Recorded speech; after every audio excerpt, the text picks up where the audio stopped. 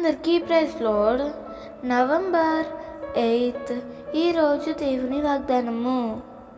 భక్తిహీనుల ఇంటి మీదకి యెహోవా శాపము వచ్చును, నీతిమంతుల నివాస స్థలమును ఆయన ఆశీర్వదించును. సామెతలు 3:33. నీ నీతి నీ ఇంటి మీదకి ఆశీర్వాదాన్ని తీసుకువస్తుంది. అందుకే దేవుని వాక్యం ఇలా సెలవిస్తుంది, నీతిమంతులు విడువబడుట గాని వారి సంతానము భిక్షమెట్టుట గాని నేను చూచి ఉండలేదు అని కీర్తనాకారుడు సెలవిస్తున్నాడు.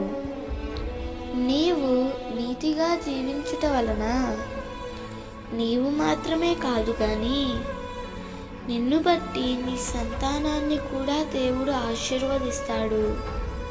నీవు పవిత్రంగా యథార్థంగా జీవించుట వలన దేవుడే నీ యందు శ్రద్ధ నిలుపుతాడు.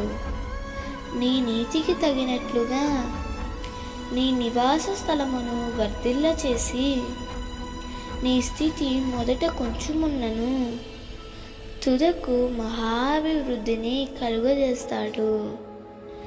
ఈరోజు నీవు నీతిగా జీవించుట వలన నీ చుట్టూ వస్తున్న ప్రతికూలతలను బట్టి కృంగిపోవద్దు, నీతిని విడిచిపెట్టవద్దు.